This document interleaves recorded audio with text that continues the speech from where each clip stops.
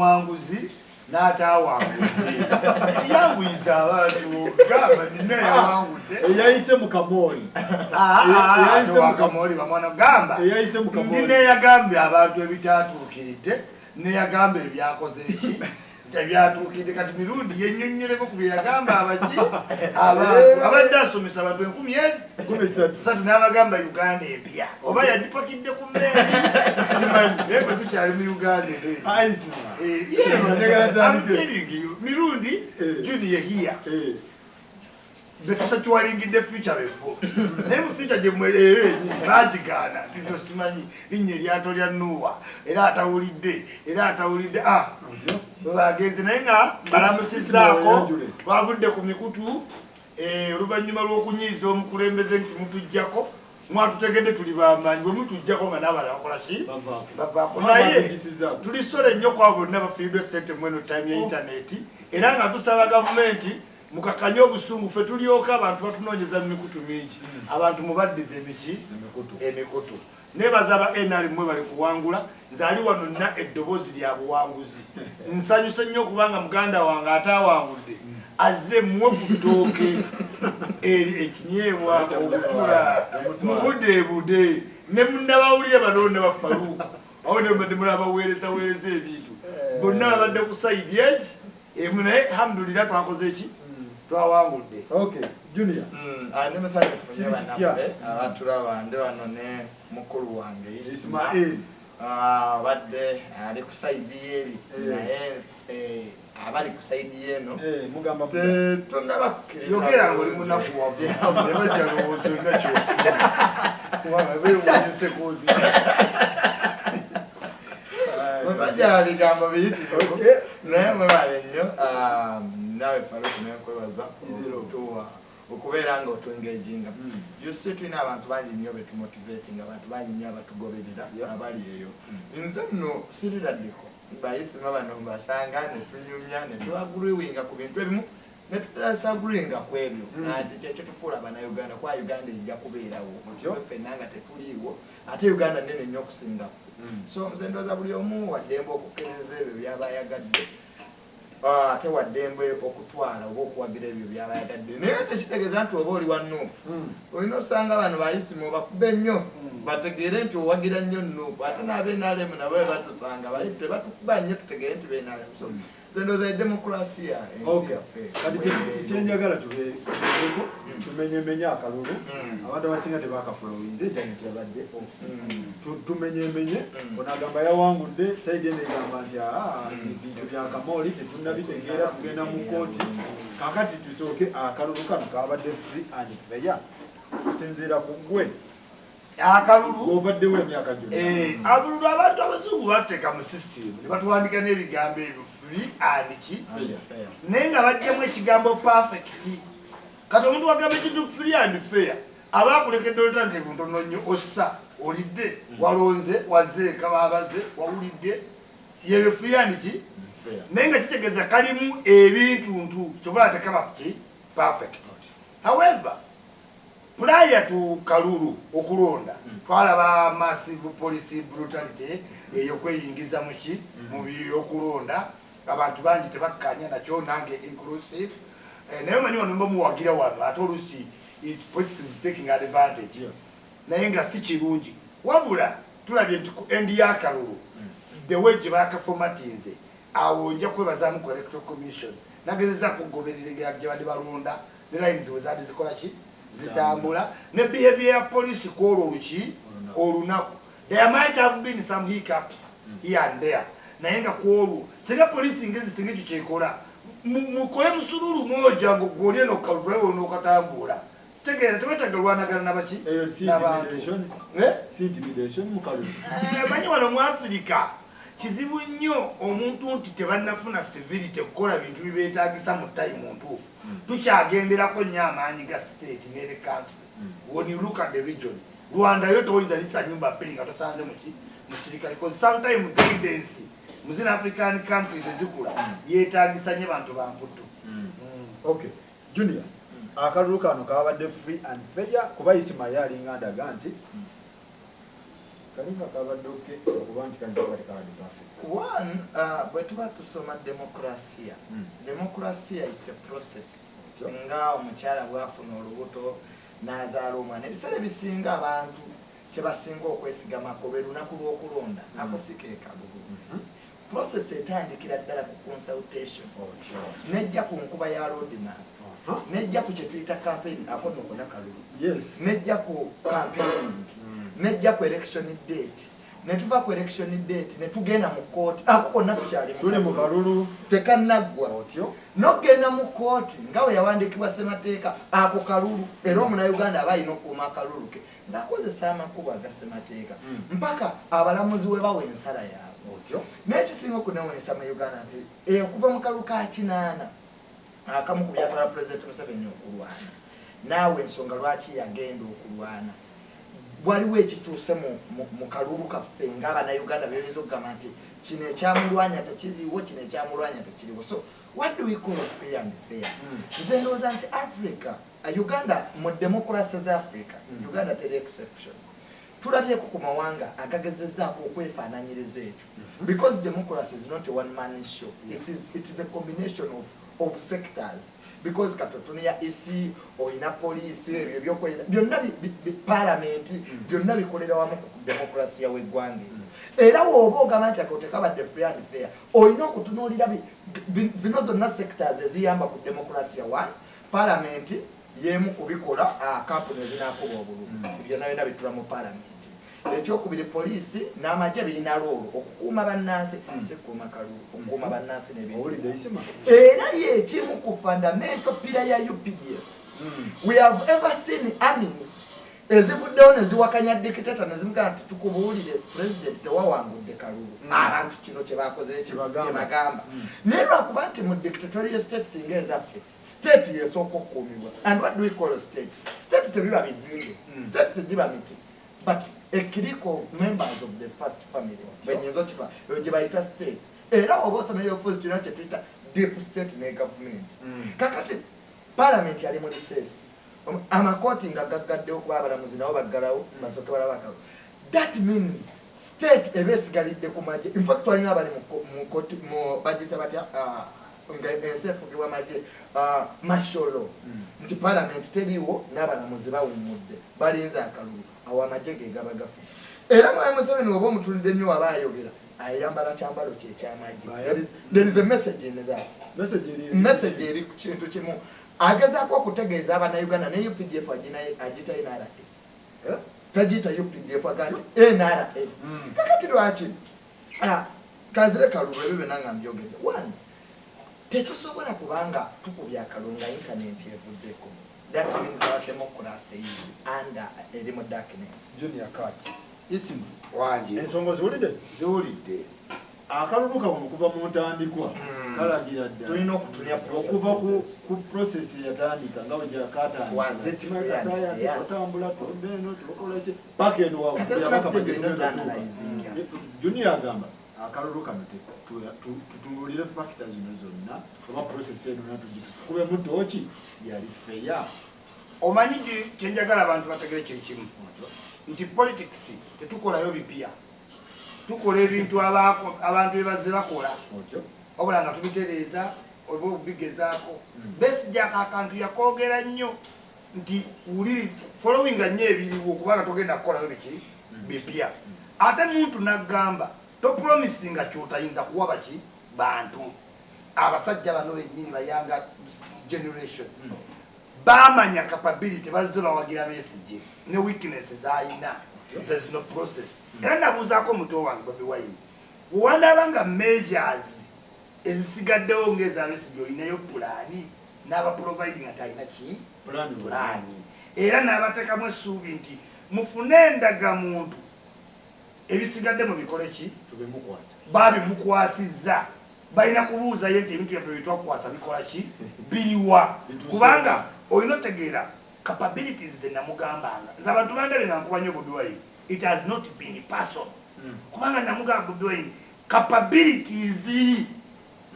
ze zino saawa zino omusajja bamukoze era bebakoze ani Besigye. These African countries and states ziringa bw'ofiidinga ekisolo n'otuuka n'olowooza nti tekikyali kiki kisolo n'okizanyisa tobalabyeko abantu n'akwata empologoma mu kamwa nti yagirunda ogenda owulira nti yamuluma omuki omutwe. They have grown Bano Museveni to know nti they are masters of governance of protecting otya territory yo. Akalulu ka wano nga olaba primary ebirala tujja byogera naye kabasooke bannangirire kabasooke bakole ki ye program ebeerawo. So it is not different. Era tusinga wantu ojjaga nti ojjasanga level ground oba gy'oyagala. Politics is keeping protecting the power. Okay, Junior. Mbu temwali na plan ngo akalulu kana akafrika kazize kabeeramu amavuunya. Isima n'abagamba nti bantu mmwe amavuunya gano mugalabye si mwaka gumu sebi banga ddene. Pulaani yammwe eryetya bino nga bibadde osibwe kiri. Kankubuulire muganda wange. It's not about planning. No bantu Bobi Wine yalina. You see, ensobi gye tukola twakwata struggle eno ne tuyinza ku Bobi Wine.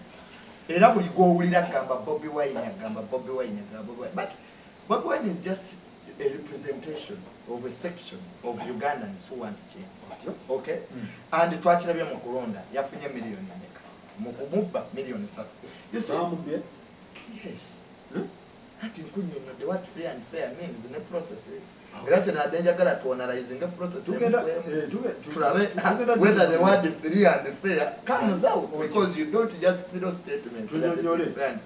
Yes. What am I saying? Abantu bonna mu Uganda balinda plan, balinda Bobi Wine. Let me tell you, Bobi Wine mugagga. Ekyo njagala nkigambe. Bobi Wine kusaawa ya leero tali mu byabufuzi nti anoonya ssente oba anoonya lini. Yensobi gye tukola. Nti naffe abali mu struggle abasinga obungi twajja okulwanirira eggwanga lyaffe olwobe abantu be bagenda bayitamu ebitali birungi. One, mu Africa yonna tugenze ne tutegeera nga tukwata status quo ne Kenya nawa Bobi Wine can choose to be violent. Walaba okwekalakaasa kwa November 18 abantu 56 bakola ki bafa. You see, when you are fighting a state, you are supposed to protect people. Kusawa ya lero bwe tukira ku machana tugaka kati Mwami Museveni yobya kalufe twagala kukosa window tu ngaji yakozesa nagenda mu nsiko kuba government yali eri ko ejo atakireziganya.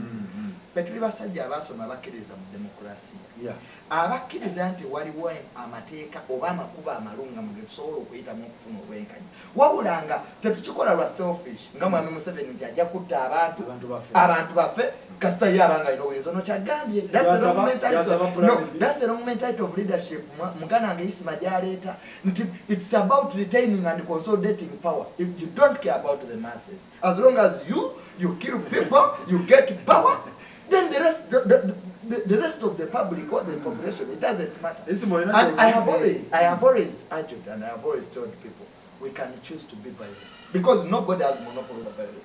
Amajeke tulina aga Uganda tegawera mitwalo mukaga. Egypt lyekwange lisinga amajje. Lina amajje agasoba mitwalo 15. Eyo Misiri Jordan is an African power because yetula ku Middle East ne tula ne ku Africa. But Muhammad Murus yajibwako abantu. Ne bamukwata yafira na mukobera. President wa Misiri. We have gado sometoro Robert. Sergeant Doche yamukola. You see, that's when a country has now turned into violence. And we can. Naye Bobi Wine first tuliko. Era sitetulubya lwaki olw'okumona omuna Uganda ali wansi ntize mirundi nsobola okusalawo nenfa nengamba nti kati omanyi omusirikale ono kanyende naye omusirikale gwe n'abankubya alina family nange amukomba atenze nena family. So bwe tugamba nti kakati Bobi Wine because he can choose that and I want to tell you he can, but what is the cost of that? Okay. Should we go and lose people nga Mwami Museveni we yajja mu million meka ezafa nga Mwami Museveni ali mu lutalo a million ezisoba mu ttaano kakati bannaffe? Is it about retaining? Is it about consolidating and people dying just because of democracy? So I think they are better. Isima damu point z'omusajja waliwo jeno omu gwe nalaba ng'ayogera ku TV nagamba twajja wano nga muri million 15 mufuuse million 45 we munekyanga kyanga ffe tuyinza okubaga bye mulimu. Omanyi njagala abantu bategeere nti ensi etandise okurealizinga nti ebintu ebimu capabilities ezo n'abamu ab'amaanyi bazitulimba. Today America egenda layiza president naye bw'olaba ku Capitol Hill balese emitwalo 20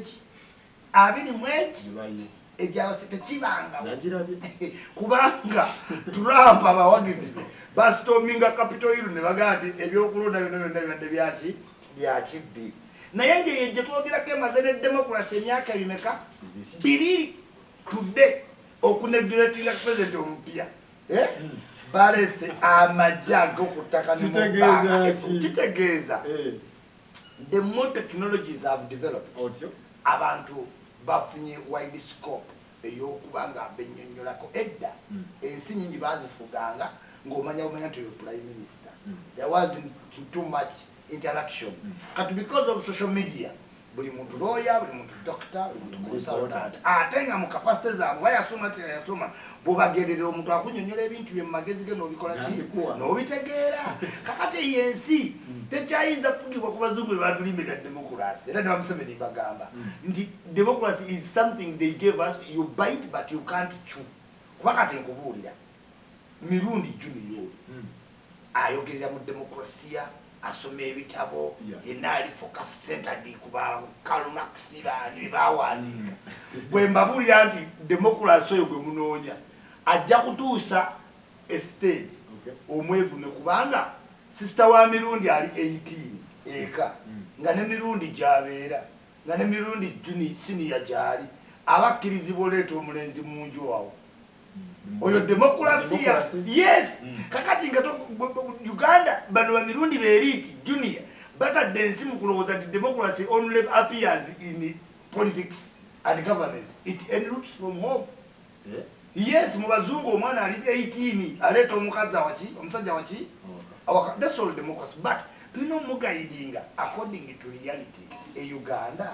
democracy atajjo twetaaga abazungu batugamba kigambo democracy naye nga kyebaagala bakiyita ki peace tukulaba nti Museveni ayitamu amidst gwe byolowooza nti biri nnyo but the interest of the powers that be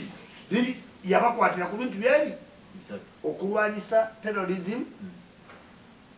okuba ne 1 million refugees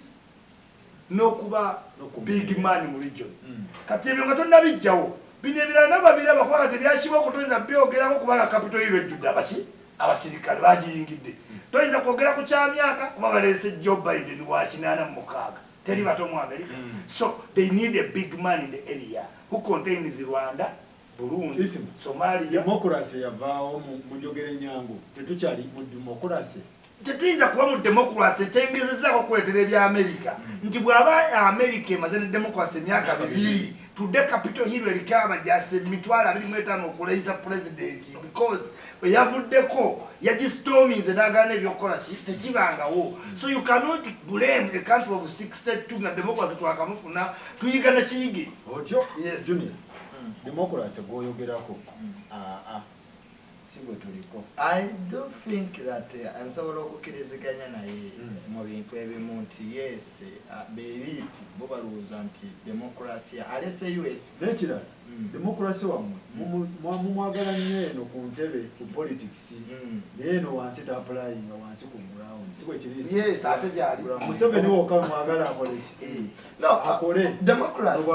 democracy alese kansoke bodi ya US byalese nti America ebadde state okumala emyaka mingi democracy tukkiriza nti si mwangu because it involves so many things accountability of money and ne mu America nabo balina ebizibu byabwe mu democracy kuba si kintu kyangu but America where we must agree we must have strong institutions and rule of law amateeka gakatinga cross ne bwogenda e Cuba nga Castro bafuga ne bwogenda wa Ferdinand Marcos Philippine ne bwogenda ewa Kiruba Zambia nga akubya kalulu all states must ensure that there is rule of law waliwo amateeka nti Faruku ontuusaako obulabe ogenda n'osimbibwa mu mbuga z'amateeka nene watabaawo extradition killings nga ze tubadde tulaba nti omuntu bamuta ekyeyonoonero okuva mu bitongole by'okwereega much as accountability of money eyinza okugaana nti era ne mu America nayo gyebiri corruption yabeera buli nsi kuba waliwo abatekinga advantage but Trump gwaleese nti Trump naye alina ebizibu bye n'America erina ebizibu bye naye America erina institutions okupunishinga omukulembeze nga Trump. One punishment gye bamwadde esooka agenda kubeera impeached oba yabadde impeached second time, and when you are impeached the second time you don't run for USA president. Yamenya amateeka ga America n'abaswaza naye balina institution emukuba ng'omukulembeze ne mupunishinga. Okitegedde gye kugamba. Are there institutions that can put a general abaana gata tugenda kukkiriza bivudde mu kulonda because is a public servant wanewaffe etteeka limusiba emyaka 10 oyo w'e Masaka baamuleetako but today have no biyaniri kati olaba amateeka kale tukkiriza byonna biganye nelisima tubeere ne rule of law okitegera in a sense of rule of law amateeka kwe bazimbira demokulasiya nti omunayuganda w'olwaleero bw'agenda ng'ayambadde muhozi project esati ya muhozi project n'avuma wa traffic akwatibwa takwatibwa. So if there is no rule of law tetusobola kwogerako ki ku demokulasiya kati fe demokulasiya gwe tugamba munene nnyo because demokulasiya munene nnyo naye tukkiriza ekintu kimu nti kale mu Africa waliwo amawanga agafunye rule of law. One, Ghana genda mu kooti n'ofuna obwenkanya kakati ne kooti nazo bwe zifa paalamenti ekola emirimu gyayo nga bweyina ogikola oyina demokulasiya oyina rule of law. Parliament temujjuzaamu ate bagundi nze analysis yange mutuufu nnyo because ne democracy alimu expensive by the way mu Africa democracy alimu political parties zino olaba ze tulimu eringa ddiini ate yeetaaga sente nyingi nti twabadde ne polling station 34000 polling agent omu emitwalo 10 okulabirira akalulu okwetera polling station za Uganda zonna ngwe nawo ba polling agent babiri okulabirira akalulu kowetaga billion 7. That's how expensive it is. Kati political party ngafa abanuku abatasobola na kusupporting a candidate o amafuta just amafuta okuva hano mpaka wali awasoka tobanga mukkiriza ntibimu nzikiriza ku democracy ali expensive bakudde mu point ya sente ne ku rule of law tukiriziganye rule of law ekole rule of law yes democracy yaliwo bagamba nti muzeeyi akutte mu kalulu wabeewo ekikola yes mu Africa waliwo time otuka no standing for your legacy and character. Tewamulaba lawyer we Kenya, tewamulaba judge we Kenya, tewamulaba yayiwa akawuhu yali anoonya ki that judge would have planned the Kenya in more chaos than the akalulu kennyini ate ye yagana okuvaako yali tajepulanga oli eri akabbye kali ka stabilize ngakiriza ati ulira katusoka tukiza reality ndi Kinyata yali akabbye nga beekyanze naye bamaze bakoze ki omujega jaja anoonya legacy okola erinnya bweriti n'akayiwa yali ayinza okukeera nga muteme okitegeera but waliwo wotukanga okolya kati ekyo eyo calling emirundi gyayita naffe tojagala eyo ayita bajjaji we are calling for strong men to stand on strong values rule of law naffe tujagala era ne Museveni ekyamulwanya rule of ki rule of law ulira time Museveni wakuwa minister of defense takuleta kukebera mutwe itagenda n'akima dokita ati nkeberera obwongo bwani yatunula katoyo mirundi omuya byayogera byonna omusanga akola opposite obudde bwe mu office naye nga wabinnyonnyola wano omuluzungu Sendo Somalu bati simanyi good Kalumax byonna ng'abimanyi naye nga tenda n'eki kyagenda kukola n'omuwa obwa minister of ki information n'agenda e London n'agenda e Dubai simanyi n'agenda olaba girlfriend Australia bye babaamu ayogera oleeta otya rule of law londa abantu ayina rule of law from oyo person yennyini ensi ezisinga ezo zolaba House of Commons zibamu bantu bakadde waayi baba bamulabidde ebbanga nga legasi eyo naye n'olonda omuntu akyukakyuka naye bw'aleeta enkyukakyuka kati bagenda wannapiira abe nga yakatuuka asamaale emyaka eki ekyano kigwe baleese Sseggenya ne bagoba minisita disi Uganda yeetaaga strong man mirundi alina okukkiriza Kinyata omulaba baminisita be nga bebakola ensobi abayita n'abagalanyiza n'abakuba kibuuko is strong man sometimes needed in a country like what Uganda. I can tell Mirundi he has suggested nti polling agents eziri mu country okuteekako polling stations oteekako abantu babiri weetaaga 7 billion kati gwataweza wadde 2 billion is spending okimaki n'otugamba oyagala bwa president. This is why Bobi Wine mwagala yabadde mugumu kubanga oyo yadde asobola okugulwa wakati awo nosanga nga muntu mulala nga tumukunde bekwata nandi muwadde $5 million nakavaamu because you can't come in politics when you don't have money. Waliwe nagambidde capability. One of the capabilities is strong money. Tetwogera ku sente ziva mu beach. Twogera ku sente nti olinawo ka bank of commerce. Olina ba RIZ. Ezo za capability olina TV zo. Kati ku kalulu kano nga TV toyinayo n'embwa yeesimbyewo wo complaining nga mu TV tezaalaze byange bulungi izizo eyo TV yo koyagala bakulage anti internet akalulu security kadate tukola mu security ne aparatasi ndala izo kujana gendo labe ona akubulya mirundi oyizo okuyimiriza mu America nga gundi ya kuyimiriza country chief abacha yogero FBI najja nagawo yatigwa wali smart FBI abacha yogero security service omusange kutute because tugenda mu capability oyizo kwata omuntu nebajja baga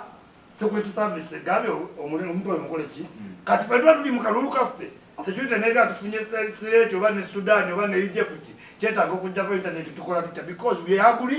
have been living without internet. Era kati project je tuliko tubuuza abantu wawulidde otya okuddayo ku bulamu obuli obuki obukadde but it is minimum. Okay birungi akadulu kano mugamba bakabbye kabbiddwa katya internet we bakayisiza oba kalulu tekabaddeyo omusajja gye yakubye eri kuba nalabika mapu ka Uganda nga kajjudde yero nga red ali wansi wano Lake Victoria kiye Buganda region ttaka bali ku ttaka ya Buganda akadulu kano mukakasa bakabbi sibwe kiri bakabbe batya bakozesa makubo ki internet bakoze batya biki manyonyo tayinza kuvaayo n'otandika ku throwing statements no gati akalulu bakabbye ekireetera akalulu okukabba ng'emateeka nga bw'oyingira ekisaawe no gaali bankubye endogo oyinza okwesuula nga tebakubye endogo lefali ate naakuwa yellow card nti weesudde kakati ekisookera ddala kye tulina okutunuulira bannaffe bw'olaba ekyakozeseddwa okutransforminga data okuva ku polling stations okutuuka ewa byabakama tannaba kukitunnyonnyola bulungi nga internet ejjiddwawo because even the methods bwetuba tukola research the method you use to transfer data is part of research olwaleero bwe nzija nembala engoye 3 nenga nti zaabadde 3 nenkwata internet nenkuteera kwa WhatsApp nenkusindikira nti muganda nga yisima mbaze wano engoye ziri 3 oli nakwata ka SMS nakusindikira nti engoye ziri 3 oli natambuza ebigere nakusindikira those are different methods but are very authentic zijjayo ekituufu okuba nti efiga zitwanagana n'eri what did parliament say omanyi kati nze ndibetinga nnyo amateeka one bwe baba transferringa data okugijja ku polling station okutuuka ewa byabakama batusindikira emails buli political party badde mu kalulu ne baba nuupu polling station 308 ziri e Masaka obululu 3 bwe buti bwe tusindise ku polling station nammwe ne mukwata DR form zammwe ne mukola kikati ya accountability ebeera mu election so that data are correlating tukiita correlation but justice byabakamu olwaleero bwatugamba nti ye internet yaggiddwako eno initiative mpya Uganda wetuba twagizudde okutransferinga data nga tetulina internet n'Abamerika beetaaga okugimanya abakamu omukadde asobodde okubajjako mu aba new generation osanga ekyakubiri kye tulina okutunuulira muganda wange ekirala kye twalabyemu byabakama teyatubuulidde nti pa district omanyi oleeta Masaka n'otuya polling stations n'otubuulira n'obululu ebyo n'accountability abanauganda beetaaga omanya n'atabisobera mu percentages gaawe ogamba ye yabadde agamba cumulative kiba kitegeeza ekintu nga bukwata amazzi n'oba ng'ogayiwamu buyiyi nga tobala zipayiringa bupayirinze but you have a role as the EC chairman to tell us ku polling station 306 eziri mu mukono bagwe nyawanguddeko zineraba obululu bwe buno walinga DR forms tutekinga ekifo ekitakoze era twante njagala olabeka video ayinako gwe yayise namugamba yabadde asoba aboti amulya I want to tell you video ye saturated nga ina munne gwabuza nga what happened to these figures nga banyumyamu kweganga n'ebyasoma omulaba tabikola ki kakati n'olwekyo nti electoral commission n'obululu obunaddako tuyina okulaba nti tuteekawo enkola ennungamu okulaba nti buli omu abenefiti nga secondary bwojja ku internet n'otugamba nti national security. You see, Mr. Museveni has a problem. He always wants his enemies to be national enemies. Abalabe be nga ye bagoka ab'eggwanga. Omulabe w'eggwanga afuuka atya ow'eggwanga. In fact, Nakabedde answered mu parliament, there is only one country ekyasitadinga paka nakati. Bagiteekayo mu 2021 Rwanda nti ye mulabe wa Uganda. The Minister of Defense goes to parliament n'abuulira parliament tibane Uganda erumbiddwa. Si mwami Museveni kuvaeri n'adda nti abalabe bange kaakati be bali those are your enemies as a president. Netwako abadde n'abatakwatagana nabo. No, they are not enemies of the USA. So how can we differentiate Mr. Museveni's enemies and the enemies of the country when the Minister of Defense Adolf Mwesigwa goes to parliament? Our country is under attack, and who is attacking our country? That's when you get legitimacy to switch off the internet. The parliament has recommended. And I say, sir, Madam Museveni ngatana sindika maji asoka kunotifyinga parliament. Nti nyenda kusindika amaje ku nsonga bwe neweta malaga sindika nako mona ba notify. So rule of law. Ebintu bino tebabiteeka huko nyumba. Ategera. Ka bibene na bindi nnyo. Ekyokubiri wabaddewo polling station etaalonze ne bagati bagenda kuddamu bakole ki balonde naye nga olaba ekyagiganya okulonda wabaddewo obutakwatagana na symbols nga symbols tezikwatagana bobwe ne bamuweri bali ne baddamu electoral materials zaatuuka leeti olina miliyoni 18 electoral materials mutandise okulonda ku ssaawa 5 tuggwa ssaawa 10 tosobola kuŋŋama nti ku 11 you have used 4 hours abantu bali bakyali mu nnyiriri ng'etteeka ligamba nti buli ali ku nnyiriri ku ssaawa 11 amala kulonda abantu abamu tebaalonda kwawe baatuka ku ssaawa 11 ne baggalawo biometric scans ze baaleeta emalawi yonna gye zikoze zigaanye ne malawi zaagaana nga Dr. Lazarus Rakwera ba president yali aliko so nga n'abamu aba electoral commission tebamanyi nazikozesa. So man, all these legalities should be, we should sit down as a country, never use mabano. Tulabe ebintu bino tebiddamu kulabika mu kalulu akalala bakakoze eki. Omanyi Uganda tetuyiga. Singa twadde tuyigira mu bintu bino. Mu 1996 tewaliwo internet. Mu kalukadde kutasemogere. Tebyaliwo. But the methods that were used were authentic. Okitegera nga zakkiriziganyako. Parliament yazikkiriziganyako ekyo kino kinakoyawo. So there is a lot of illegality. Isima wangi Junior agamba researchize akwai akukuru abolo Bobby mwazi kunye mutya bannaffe njagala kutegeezako mukulu Junior n'abamulaba ne Faruku nti Junior nga we nkugambye bayanga elite there is stretch debate ajijja wano Uganda wali ogitegerera abantu bagisitegira nakalugamba Lazarus Gambia kunje morodo simanyi awo wonna otawanya obwongo bwa ordinary Uganda obukola ki obutawanya tetwagala omugamba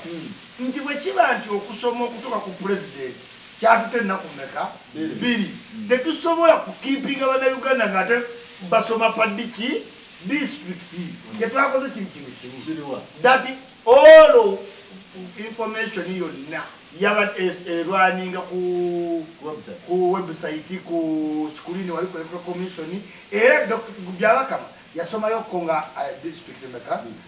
but that was just by virtue of time. However, I agree nti obuvunaanyizibwa bwe okusomera buli muki muna Uganda naye kati nga we tufunye president already nti mwana osi waddenga okufunayo obudde after all emyaka gye naye gyawedde kaseki kayakalection eggwa naye agenda mulide ya myaka egi kati obudde buno abukozese asomere mu Junior buli lweggulo bateekeyo ku sipaaka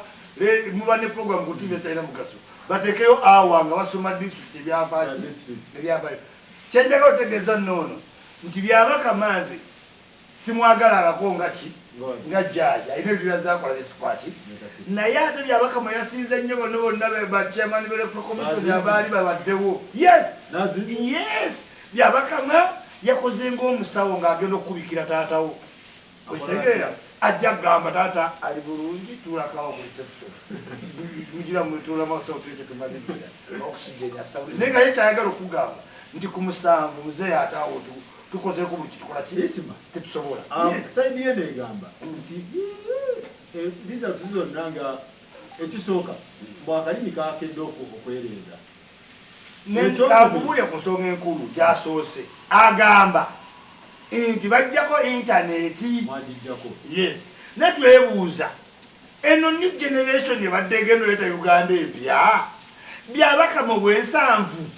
n'abajjako n'aba n'olternative mwabeesimbyewo ne mubulwa alternative ezo ze capability zenkola ki zembagamba wulira balinda nga bamanyi nti badipendinga ku internet n'abantu baabwe ennaku 3 ze baleeta uvote eriwa twagijjawo ku president olwajjawo because tebalina kati capability kyekiki kwekwetegeka emitendere enagamba ejjuliya sente ziri ezimalayo obe ne tv ezizo ate nekyo ekya internet olina oba weetegeka omuntu anaafuula eggwanga oba oyina ability zetuyita kapaki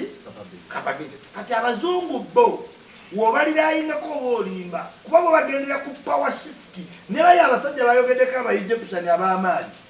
tewali maanyi kasita goyinza kuteekawo nga power asifutinze mubaraka power yali amaze okukola ki oshiftinga nga n'amagye gajja layininga n'abaki because toyinza kuba abantu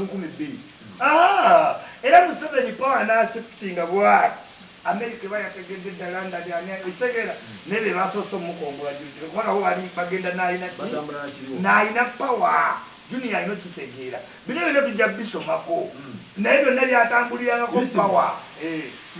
mu north eyo obululu abamu abanuku tebalonda bahejenti tebalinayo bantu gyembaddeyo gyenasinga okukola tebalinayo bantu tebalinayo baki era kyovola ne candidate waabwe junior can testify yawagira bapata endala junior kusomako konna akimanyi nti pata ebeera ne disciplinary ki committee woba nga just member okuwagira candidate omulala musango ate pate president yagenda eri nawagira ayume napalira kuwa UPC so he has no ground to say nti munoti bangu patalinayo bantu junior confirming esente zimala ba agent bokka aziwulidde nga lusozi lunene ku pate yaabwe lunene kati tuzirina kubanga tulina ba members 380 mu parliament buli muntu aleeta okitegeera tisira kusene bagazi okola ki zofuna tulina ba donors tulina ne president nga tumaliriza ka president oli contented ki omusajja yawangudde katastandi jazire badde kavali ng'ateeka 7 wins 6 12 ate awututalinda ki Junior omusajja teyawangudde mwala but n'ekyokubiri isima kyalina omumanya nti even we have seen scenarios where elections in Africa don't reflect Ben Ali yafuna mmeka 98 ekisanja kimalako yalimana yafuna mmeka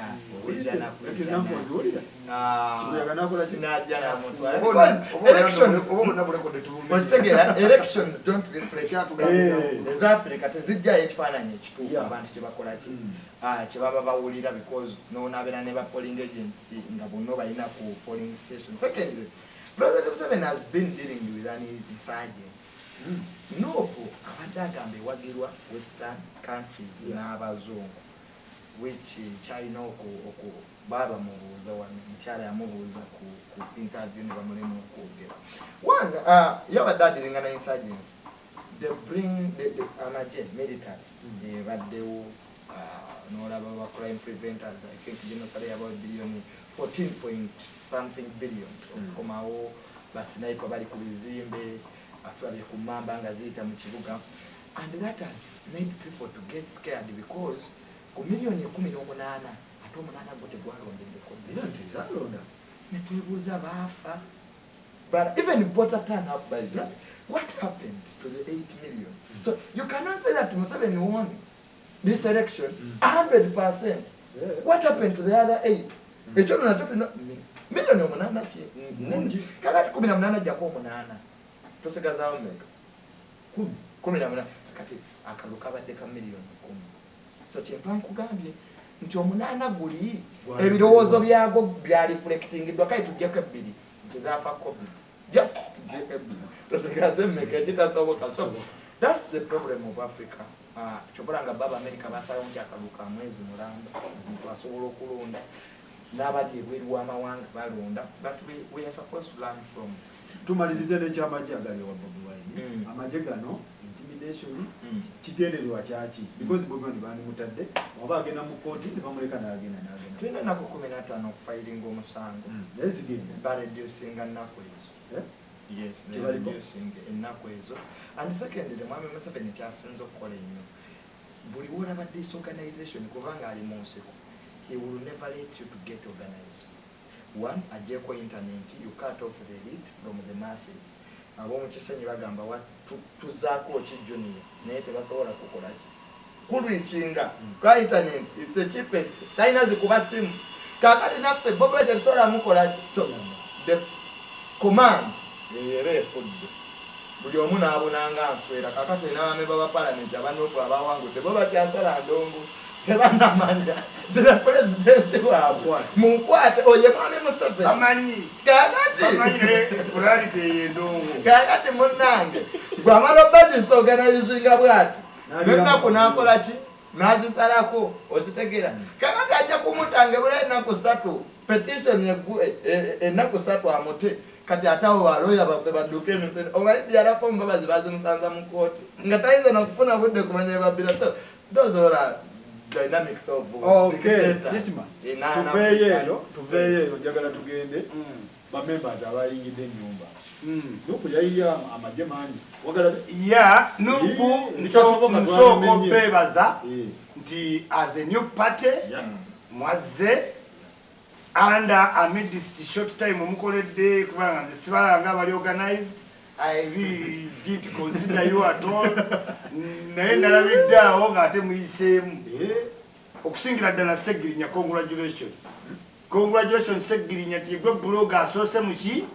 mu parliament ate okoze kyamaanyi okutuuza Latifu Ssebagala kuba akalulu kali yakujja woopangisa n'ajja n'akubawo laale ate abantu bakubuuza obeerawo. Anyway, that aside, mwaleese bikonwa. Yes, bikonwa. Abaganda mu region zonna twaswadde. We don't understand the game. Yes, ono junior akubulidde tasobola kwesimbawo oyo kuolaba tasobola wadde ku bwero kati ate najja n'abulira nnyo ebyero sisiri byonna ng'alimanyi naye katasobola naye n'agamba eno gavumenti ki eno gavumenti nnungi nnyo. Why? Omuntu bakuwadde capability exercising a mandate olonze omuntu akufaanana. Nze siyinza Sula Kawempe kati sagala representing wa Seggirinya kuba nkimanyi akoma wano omuzindalo guli wano yetaaga akatebe k'okulinnyako anaateesa ddi mu ddakiika 2 seetaaga abo bonna. How can you remove ministers ne mubalipressinga ne ba newcomers at least mbalipressinge n'omuntu nti yaliko mu parliament nga banouzana to keep the record, the tracking record. Ne katoyinza kujjayo omuyingo w'amasomero abeera close ne first lady. Muyingo ne waba mukoda atya first lady atuuka n'amugamba no project erina okutuukirira era abadde ne basaries eza eldale abadde n'amasomero kati ojjayo otya kibuule n'oleeta looya mu office mubamu abantu babeka mubamu bana abakozesa bakanso batwala bupapula kubookyamu kukyusakyusa bigambo. Yes, ajja biddamu junior nkyenkugaye ne mweno conversation omulaba ateekawo lengtheningi n'abiwanvu yati nebintu kisirisi ebintu bya Africa birina okuba sitede ku muntu wa bulijjo abitegeere simple. Now oze ogamba abantu olina simanyi ojeyo minisita Kibuule ayogera n'Abachina n'aleeta zi factory naye bagamba za Museveni anti kyekugambye buli Uganda Museveni tomati n'azimba ebizimbe Museveni agulawo abane restaurant Museveni abane mmotoka abantu banjo balaba ati ya Museveni yamugulira ennyumba naye nga bamutuma butumbi. So mweyo society mirundi ayinotegeera tuleese bantu ki mu parliament speaker Olanyi yabadde ejjo ku Morning Breeze yagambye omuntu omupya mu parliament kimutwalira emyaka eki okutegeera obutegeeza ekigenda mu maaso yakimanyi bagenda tannayiga nzigi toyite eno toyita mu lujjula sipiika agenda asoma ani akulya opportunity ani secretary ani commissioner ani gundi batuula batya mu parliament eyo yonna emyaka eki si yekka Mayende Seggirinya Bashiri simanyi bonna bwe mwalese Rosias nibajje mbi kutunda ebinyeebwa omuntu nava mu kusuubula obubina najja kati ali mu parliament teri muntu akyaddamu kuwa respect parliament respect nsereko Honorable Mohamed Nsereko mukwano gwange yayisemu sinamukongola juletika because Nsereko takyasana kakati Nsereko genda tula ne Segirinya tebomba Honorable Muzaba Kampala ngagani agenda okulinda Nsereko you should stand for something else. I'm telling you some junganda muswalobera mu parliament bakatundu because ukina lekisitinga nani kati Geoffrey Rutaya yatula obukulu nagwa history ebyedda ogwako oluzungu naye ate n'ogwebyedda ate ng'oli wadda ate noyo ne mumuleta kati mulese manager wa Lema agenda parliament kumanaginga bivulu. This is nonsensical. Tribe endala zikoze zitulese zitegedde nti for us in Uganda we vote by anger over intelligence. Abantu b'omu north ne west niwe babeenyigidde waliwo oyinza osanga nga Ndumwenda alina wawagira Besigye kubanga Ndumwenda talulinga auto abilite zani naye mu Buganda ekirimu mujjeeyo luli baleeta muyimbi yagenda kuwa nawe mu polwafuna olutu nadduka e Canada talina kye yateesa oyo kati balikomezaawo endiga mukaaga manager wa Lema Sirudamari ibi banageteesa ki when will kuteesa when will commissioner which committee will be selected ne bagamba Sirudamari kyeyalinga ng'eriko ssente Buganda lost era Kabaka Mayiga senga amanyi nti ddala ba Buganda yandituuzizza komiti mamulaga twaswadde abamu bave mu buvi bokka yeeropa agambe bannaye gunsinze saasola kubanga ekyo nakyogerako naye abayimbi bangi beesimbye woyitiramu awo kati Segirinya takimanyi nti ate saazina alina okugaana ekifo ekyo ali mazina tobamuyera Bobi Wine Basseggona bamuyuzize kati bamulese eri ewaka bamwetoolodde kati aliye kaba nange baŋŋaanya okugenda mu nnimiro nalabye babbi avaaluseka gamba waaca fajja fujo otajiiju bakuleka wekka ne bakuyuzinga we bato batagenda twala ssente ku kitebe bonna bannambooze baamulaba nga yesirudye entuufu sipatakasi mwesibe mu mugongo bamupe ensinga okulasiti oyitewo kye bamukoze baganda banyazi bamukubye sisita we Gomba bamukubye ne Bobi bamukubye double jeopardy kakati bo bayiseewo bayirudali bali mazina kati weewuunye if they don't agree nga Mirundi wagamba byabakama byanawusinze kitegeeza Mirundi does not believe nti Segirinya honorable because electoral commission yemu gyabulemi nga yeyisizaamu Sseggona essaawa zino bano abalonde bandibadde bakola ki anti bo bagamba theme ebadde we are removing a dictator tebaddeko we are going to parliament Mirundi will correct me theme ebadde we are removing kati dictator waali ate kati mu parliament ogenda mu eyaani kasookaddemu tukyaliwo Junior Mukoka yaleese Yeah, there are things in a country, amawanga gonna President Kasitalu Kenya aba affecting the generation ez'abakulembeze kyekyo kizibu President Museveni kyakoze nti emyaka 4 oba affecting kati tugeze mu President emyaka 10 beba President yabo bana boba affected boba ofukiddemu. That means generation yaffe waliwo generation yewagamidde waliwo generation y'abamwami Museveni waliwo eddakaawo kati waliwo neyaffe kati waliwo generation yewagamidde in between awo eyalina okujja ku position netajja kati erwanagana neyaffe nti bano balina ideas zaabwe kubanga ensi etambulira mu generation kyova olabanga Soviet Union yagwa nga wayisewo emyaka 7 ebintu bingi nnyo bigenda bikyuka because of time naffe abakatuliki twali tuli kati musituke kati mutuule olwaliro tulina abafaaza abali wali ekiwamirembe bakubendonga abaana ne bajja tukulanga abaana bagala nnyo katugendawo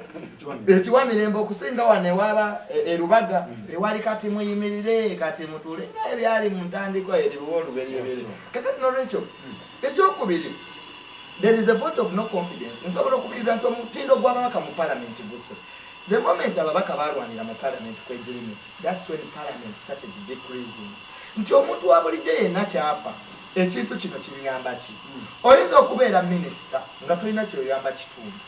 naye ng'oli minisita ng'olya obangi nnyo wabula njawo okukkiriziganya naye eri abaminisita abakoze Mama Amelia balina bye bakoze tugenda basunsula bakibuula balina bye bakoze but this election it is a vote of no confidence mu beeri era kintu kibi nnyo. This shows that this country is going under revolution and when you don't want a revolution to occur togikkiriza kutandika agamawanga golaba galebanoni gali gamaanyi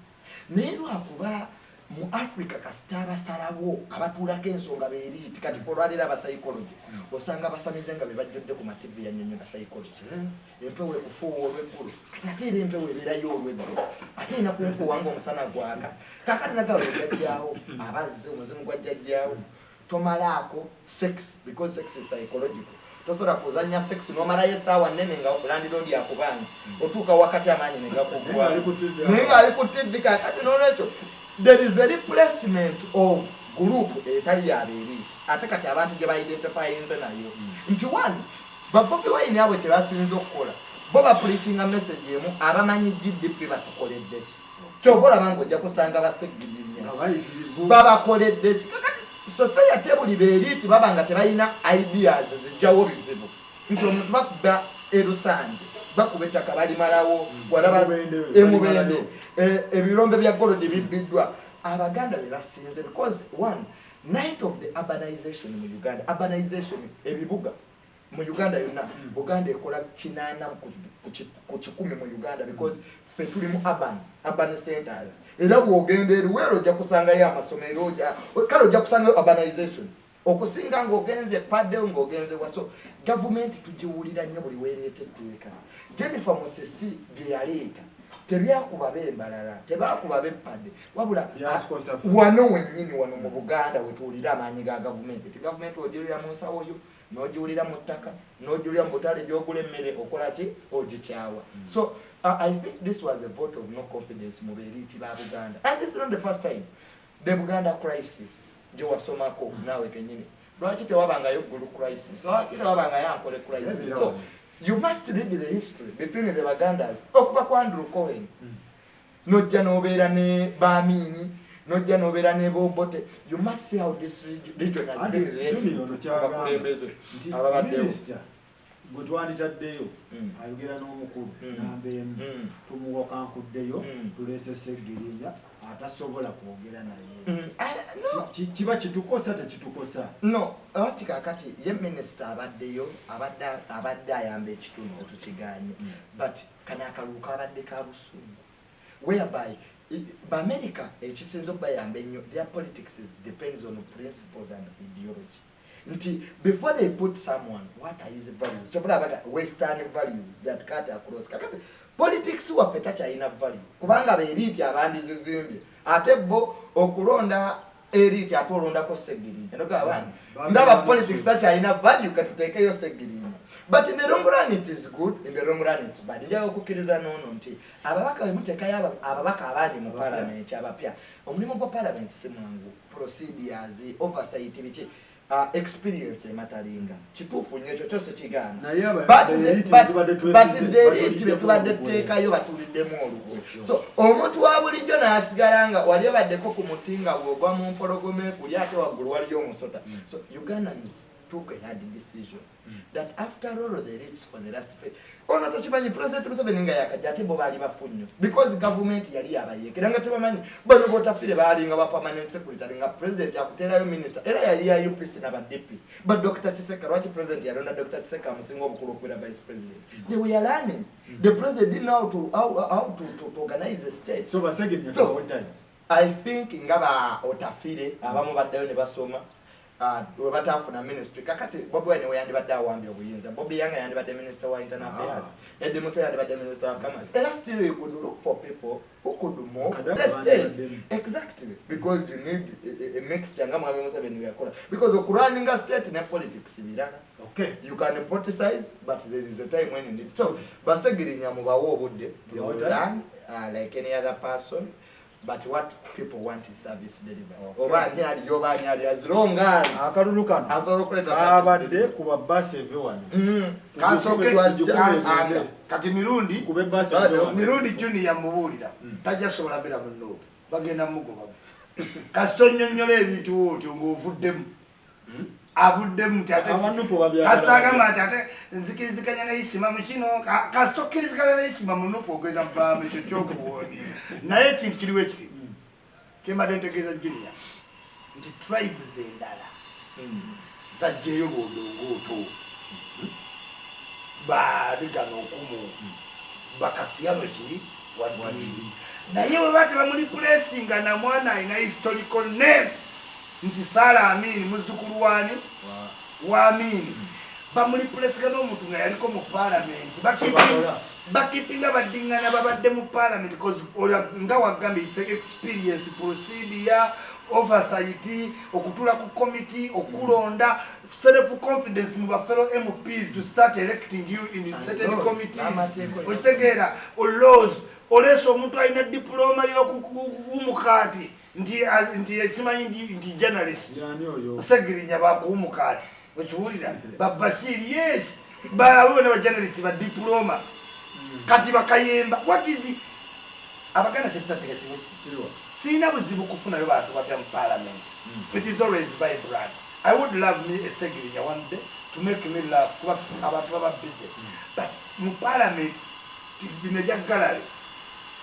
si kyamaanyi naye parliament ekolera mu committees oli akimanyi ogenda tuula ku committee ki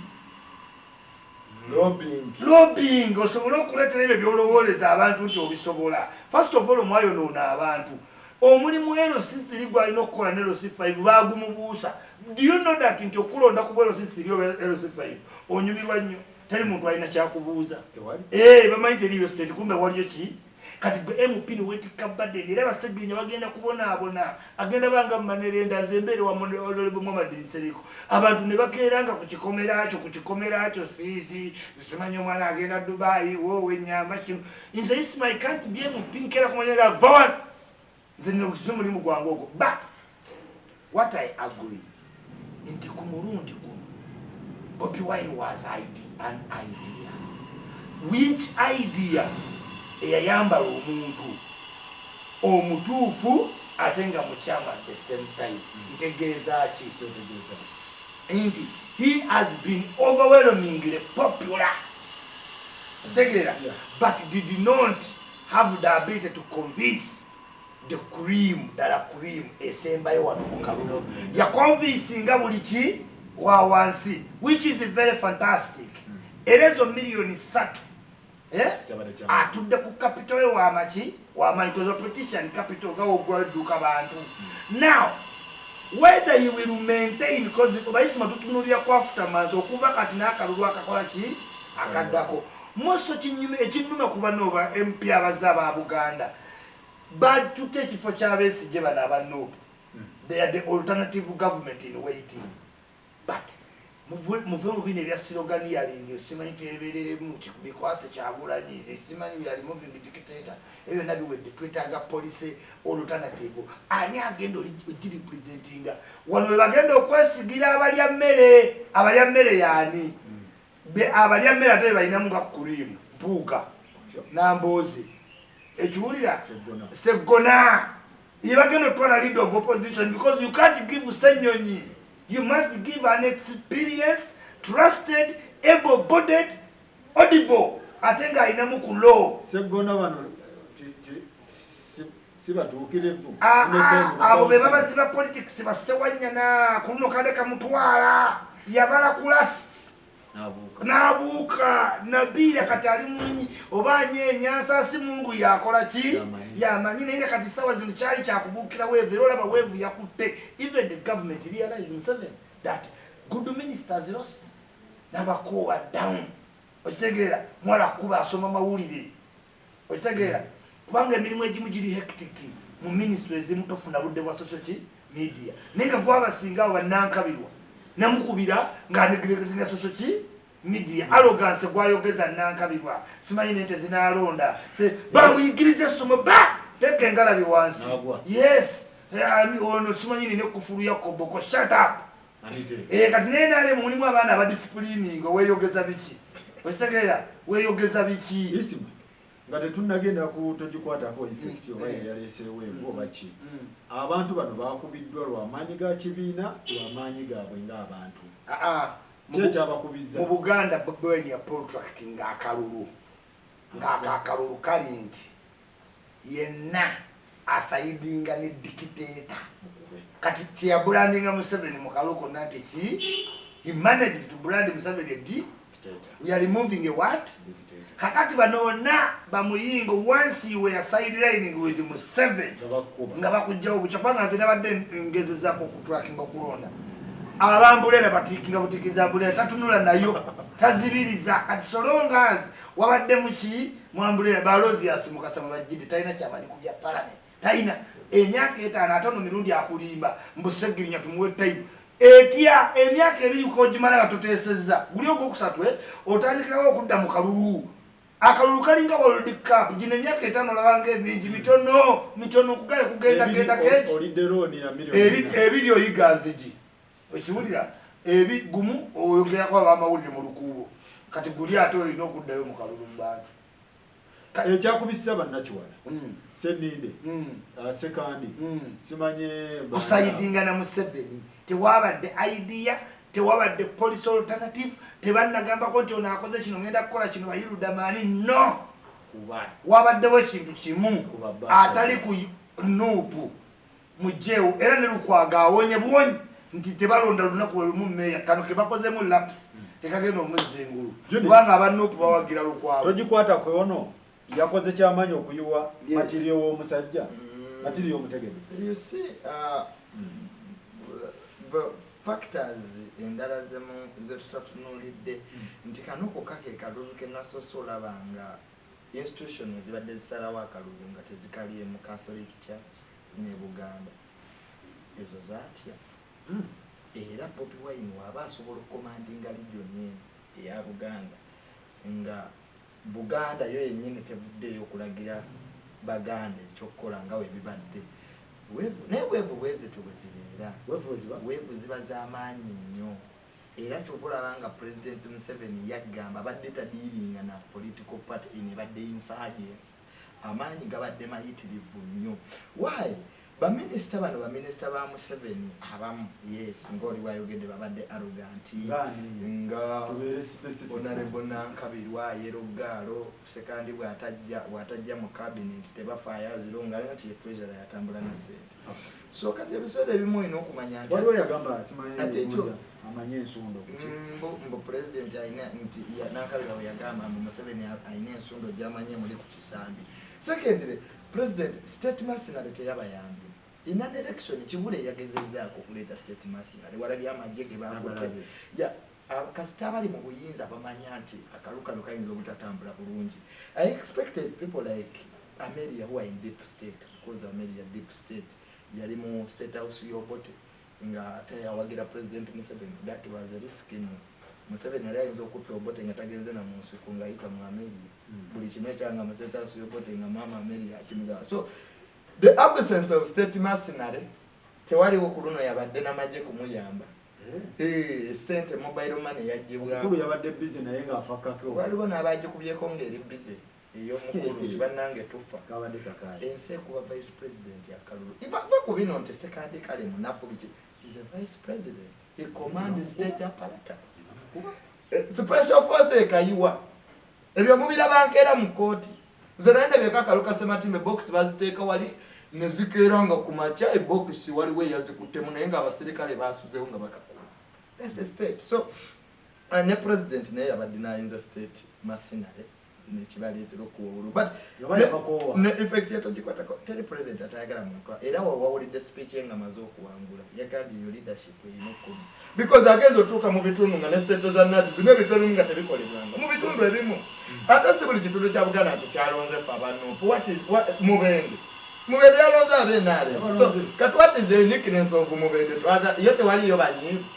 But you must look at the dynamics as I dem Kalukano one, the institution, the Zaisarawa Kalubobo Wayne Yazikuba. This is the first time when Arabia Father, Kubam Kaluka Moga in Kabawagira Bobi Wayne, or my Antibakuranga videos as a Gamba to Moronde Uganda. There we are there. Yes. I cannot just say, no mobilization factor, Amani, you know. Yet one Agambia Church. The church was so involved. And if you look at Museveni's speech after winning, he said, there will never be polite anymore. Because go bilabanga weevu ya nuupu but there are factors eziri emabega mobilization points. Secondly, state mercenary nayo yabadde nayingiddwa okulaba nti eyambako abamu okudda kwa waliwo abatawangula nga bo babadde ku state mercenary nga ye baleeta ne bakuba deployment. So I think it is high time NRM ebyo byonna tuyigamu ki nti wadde togikwatako yaliwo abantu bagikwatako abantu bagikwatako ne mu Western Uganda bagikwatako but it was just anger abantu banyiivu obusungu mu kalulu ako obusungu abantu tebalowooza isima balonda obusungu buno Junior bwayogerako obusungu buva ku ki lwaki buli wano mu Central lwaki buli wano oba omukulu alina byala amanyi kati waliwo kyetuyita victim of circumstance mu Central. First of all, statistics economics sometimes tali realistic kati ekisinziddera okuleetera minisita obuzibu COVID-19 yes COVID-19 aba affectinze atya one basooka abantu ne babateeka mu lockdown abantu ne basaba ekyokulya baminisita abo boolaba tebaali active mu COVID-19 kuyamba ku bantu omuntu ategeera ty okuyamba tategeera nti wabaddeyo n'abakoba mu logistics mu kuwandiika mu kubira permanent secretary basindika emmere emubende eyo naye agivaako omuntu omunauganda ategeera nnyo nti tubadde tuli wano minisita n'abakoba atadde wali looleega baki buwunga balina okukolako ku personal initiative ezaabwe naye nga zigendera mu za gavumenti ekyokugaba emmere kintu kikulu two people power advantage gyefunye mu COVID-19 ng'abantu balika bapropagandist baabwe ne babakolako blackmail akawunga kamwe kaliwa. And once a person feels the government in the pocket, he becomes angry. Kati yo factor njagala tugambe nti ekoze bubi mu Buganda. Why? National Bureau of Statistics yafulumya ne batulaga nti abantu abali nakabulukrit nakabong nakapiripirit obwavu buli ku 72%. Ne batulaga nti Wakiso Mukono Kampala obwavu buli ku 24%. Ekitegeeza nti the people in the rural areas are more poor than the people in Kampala. Naye COVID olwagwa bepa ezo statistics number nazigaana nga isma. Why? Nti walaba abantu batono mbyala abalwanire emmere n'embeera nga wabakayana than these ones living in urban town. Because mu urban town omuntu aba n'essimu nga buloga nga kwalya kwasasula ki rent. Once you block that avenue azeyo ku zero. This is why Kampala Wakiso Mukono akawunga kali kurusho kati abatakaleeta bababa niyigo wadde ina amasomero okitegedde eyo fact ebadde enkulu. Ekyokubiri Bobi Wine yaplantinga ku luno after semwogerere nti Uganda tufunyeyo ku candidate ayinamu kumbavuuva kuba bedi bwanika bakansala LCC najja yepatinga nti avuganya wa president oyagenze mbwero sisi teyayise nyese mbwero sisi yero suwa kwepatika kakati the church started getting involved nga balaba Bobi Wine tayagala bintu bya church nali nayishirizye ye mulasta akutakiriza bya religion neba politician baveeko wafukamira mu maaso awo otya but the church started getting involved Bachiri mbalabye ku mikolo Bobi jangu tukusabire kubanga Museveni ng'ategedde takita Museveni ndio wagera mu church utilizes ebintu bibiri Bobi Wine. One, police brutality okuziika ne church ne social media ngena ina yabapika abantu aba era Museveni kweno segment eno kuba abantu milioni 3 bangi ate ne Besigye yalina 3 after myaka emeka nga gwonge bese ya Bobi Wine eri equal divided ne Besigye yemu kubanga tukulaga nti Besigye wasajja okwesimbawo yafuna milioni 3.6 ninde Junior akati ne Bobi Wine gye yafunye kitegeeza nti opposition yemu oba omusajja yagadde musetinga amuteeke ku amulage nti Besigye nedde eno kooli yalina tuulamu muntu mutuufu. Gwe imagininga senga yali Ssemujunganda ng'alina ability ennyonnyola ebintu. Bobi Wine afunye popularity ey'okuba nga muyimbi okwagalwa okitegeera naye enesika mu kunnyonnyola kana akakulimu ddala kulimu Katonda kambulako Omuganda kagamba nti atalina mannyo Katonda gwawe ennyama Junior Kasoro ki ekimukubya n'ekibuule nga tumaliriza Kasoro mbu byonna Minisita Kasoro weewaffe yabadde n'emyoga naye naye anti kati era nawe olina otunuulira ebitundu naye olina okuddayo otunuulira politics y'ebitundu ewaffe abakatuliki n'abaprotestant nabo balina entalo zaabwe ezibeera eyo kyoba olabanga muyingo akiika nnyo Lubaga so babeera n'egundi ezibeera eyo wanu kyebaali bamulanga baagamba banze mbeera ku kyalo baagamba nti baagala bamulabeko nga konvoyi ye yemwewaze emuvuddeko kubanga ye yabaga yatuuka yamanyi abantu b'ekyalo bwe batyo ebali kasita bakulonda kwayo omutamiivu bambi tasobola kumanya nti oli minisita tosobola kati kulya mmere bakuwa obutwa kati wabasanga bali mu kasenta kaye bali mu kulya naga nti honorable jangu tulye nonga anja omulabye Kasoro kyusa takyalina kulya naloza tugenda kumuloga so you see that ID ya local people tubulanze bituganya okwesimbawo nti nze mirundi eyasoma kimbeerera kizibu nnyo okubeera n'omuntu owawansi ne twogera ku semunet ojja mugamba GDP kakati omugamba economy mutabani wa mirundi omulabye byatugamba aloza yasoma nnyo naye ajja kukitegera kana akaluno wobadde ng'oli Professor Makengo ina diguli 7 wasoma nnyo theology babadde bajjakako kubanga kakati gwe kino eyakubye ono wa agriculture Sempija mwoki wa Wolodingi eyakubye Honorable Kibule yali driver kati yakubye Honorable Kibule eyakubye igundi eyakubye ani eyakubye Kibule kale ye Roya muri mama yu ne waliwo abantu abakubye ba minister obo walukada akawala akataka ebwe akebwe kwa kalabi kada kai midyanga baba mu boarding kai sema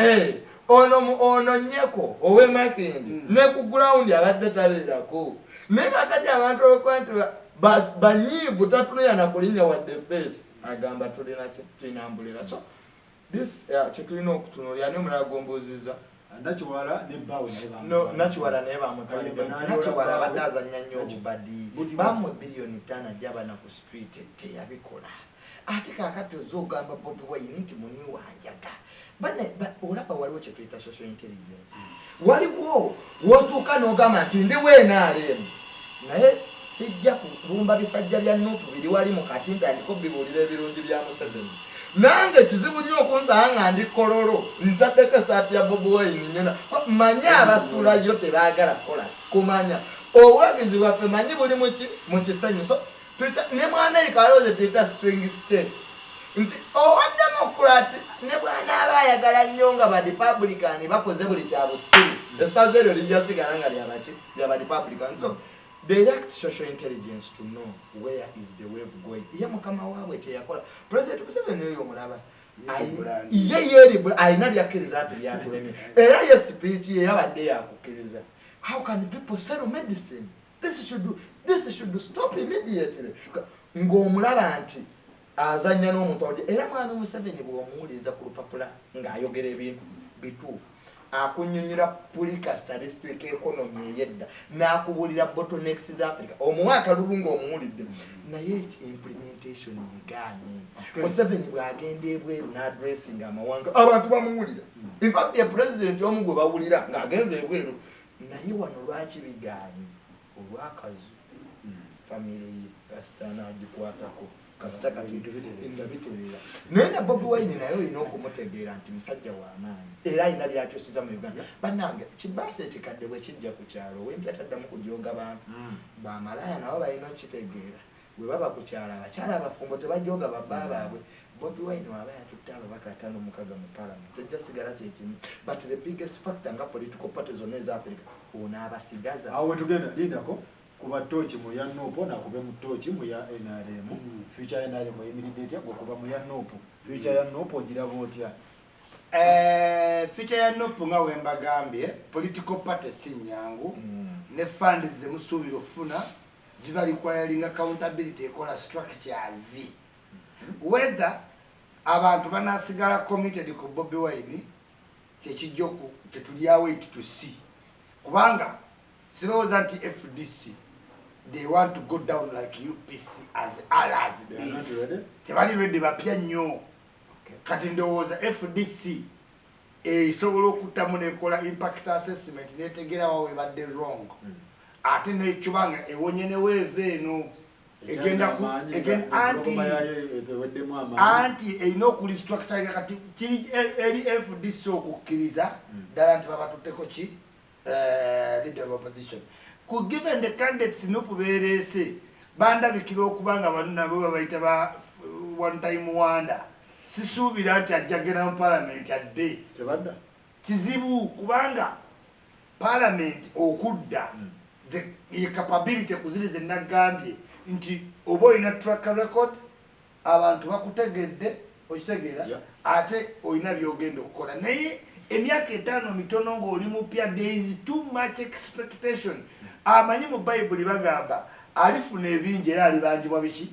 bingi kakati oze obetikidde amadagala simanyi yekatulisite enguudo jukira bonna boogera ebintu ebitali lolo za member of ki parliament kati nanyiza abantu kubanga wano obeera ogamba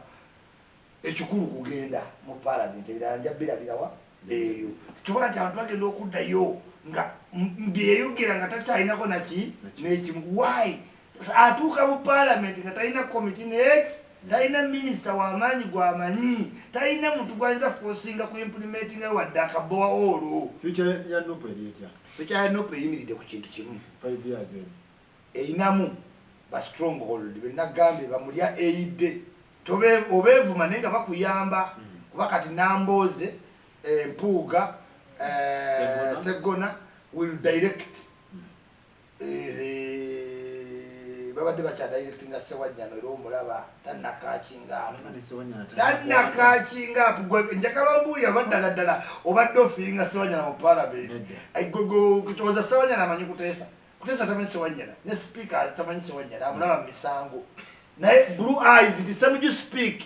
Odongoto Nsereko Gundi betya sibwe tebaliimu ng'olowooza lwaki Dokolo eza Cecilia Ogwal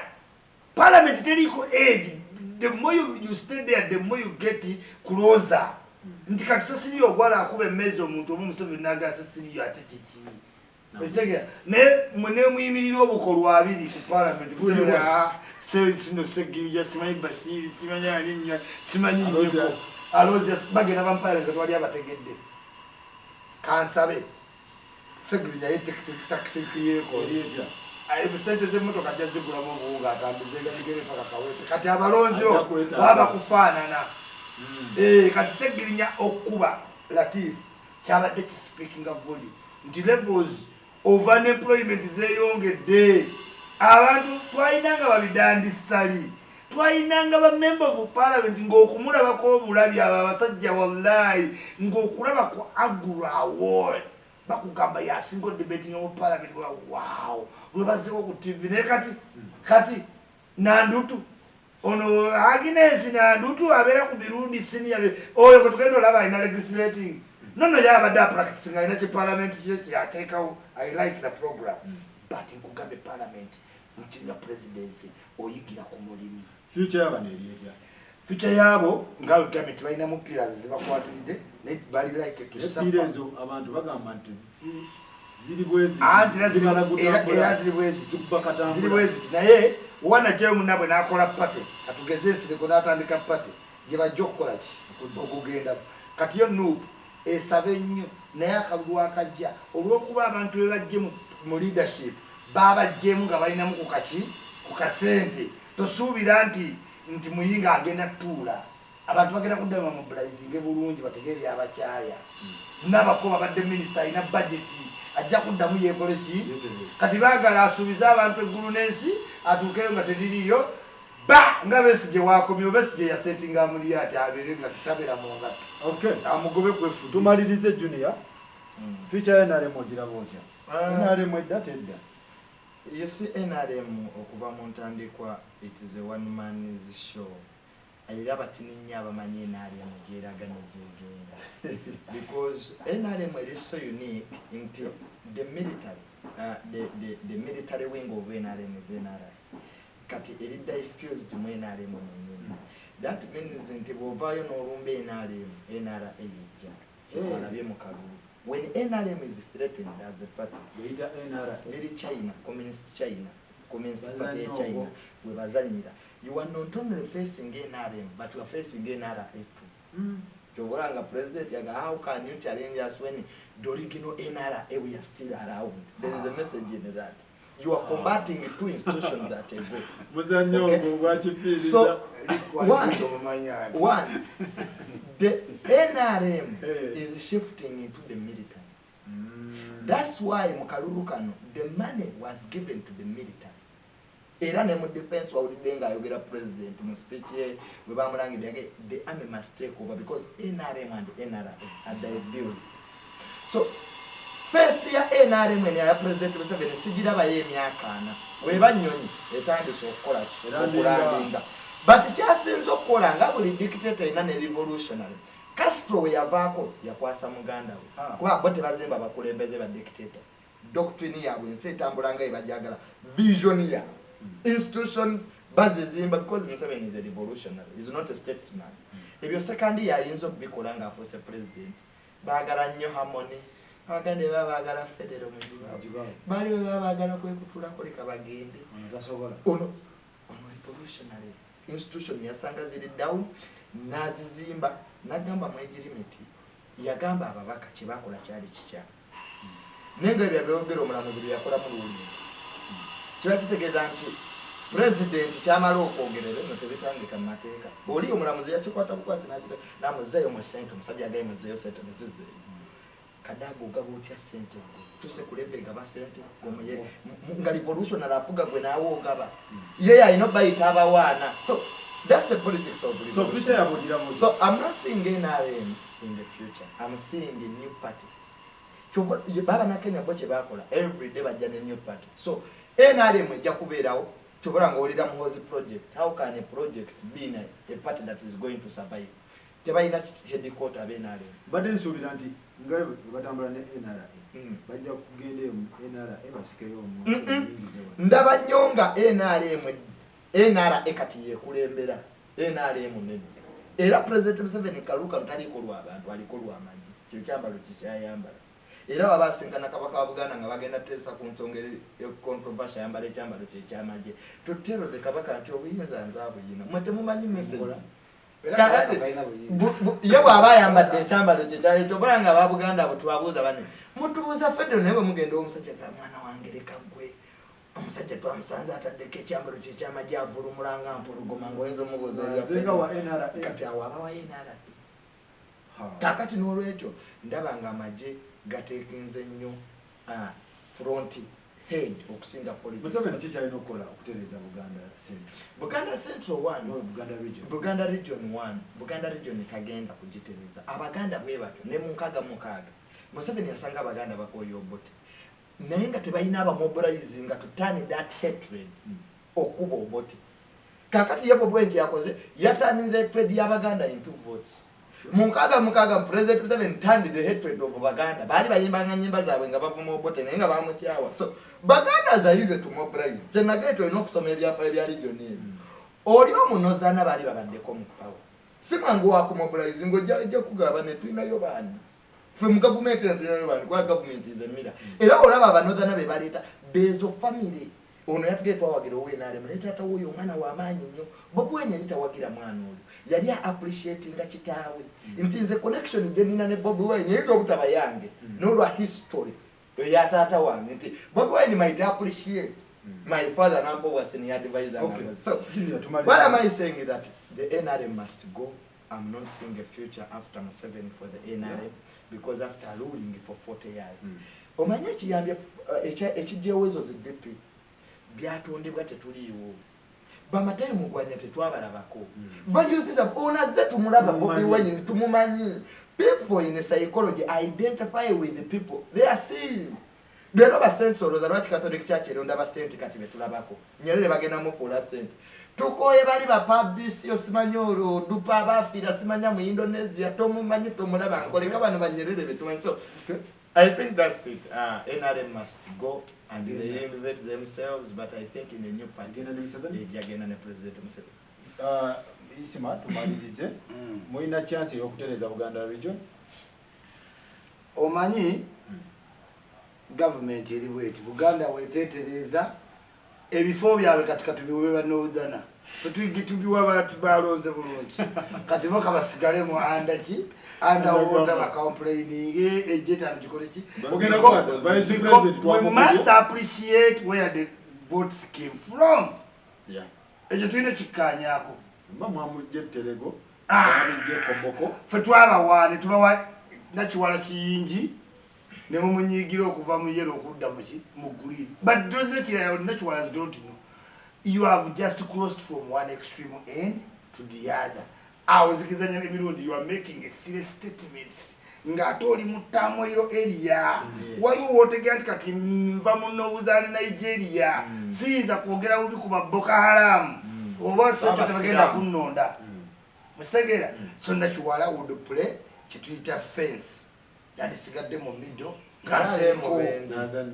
ngasereko abyalisereko betwala ne Bobi Wine namala ne baleveling up wamalidde ng'alina bintu bya blaming ebituse kwani ku Bobi Wine nekimuleetera okusika amaanyi agamuleetedde okugattako amatono ennyo na overbeating ani Nyanzi kati abo omanyi gemba Ssemujuki nganda kola mutya sekandi gwabadde vice wammwe twamujjeeyo asife kati peche mtu wangu iliza kisoka muligulide mwogera mu Buganda era simanyi federal kati mwe jemu mweka vice president tugabe ebifo byonna ebisigadde mu bifo ebirala kati region yammwe egende gine emyaka 5 otegere nti nasalwa because nalondesa busungu okusinga amagezi ate ekyokubiri mirundi ategeere junior abantu nabagamba bamuseberi obalaba akwata mu socialism nakwata mu communism nakwata mu psychology nakwata mu capitalism taina formula ti nenga wagatalanje ezo zikuliye kigalanje erivere daka na neweze nenkuba tagisobola kikuba kati ye Museveni kati mirundi mwagadde kintu kimu asomye elaborate instead of being negative mind yabala abanuku gyagenda eyo gasiya pata ino jivamu adde wasobola okurealizinga ki vision kubanga yetalinga abanuku bayikujibeera mutemu simanya saba taina evidence omanyi courts of law however much you shout bo kyebagala kintu ekyo era byamukama yamugambye sikkiririza muliza kuko byamukama you bring your what your evidence mirundi should go realize the dala kuba muri mwasajja abakabi senyonyako kakati lubongea waki babi waki muri abantu abakabi esagera era basootwa baga mirundi juni naye katatono bagenda muyita munyabana anytime bamugobe bali bangunyo kwejja kokwekola mo disisabbi tebayina nti kyagata ine direction balinga amiba bwokube nongedde kati ono mweru asomye mutabani tata wa mujali mirundi pata yenyini jali mteni nakkiriza nti yewa kuweyo kupata because tata wali nebakimanyi salamu musumba wa FDC bawa Isaac Musumba minister muki wadde bamukubya kati akabu Uganda ngamaliriza njagala bagamba twino yiga politics intivesi jaizo okubata kwatagana na Jimmo Kwezi na interest weba ya lukunji batula lukutana baba nentalo ro bala mu primary emigo jebekola ki jebekula baina ne batula wena kati sodo yavudde mu kula 60 minutes neko manche yagambye muzeya baba wanga ngade koleki ikitegeza nti Museveni ne kutesa atutenaga Museveni nkubulire nvira ku district Museveni naga wa ka kuve kuki oboya karatonda yenda sodo jabagenda muneze nvira kusemba kakati fete twine yo level abaganda njerande bamayega bano sitege kyo bayitaka Buganda caucus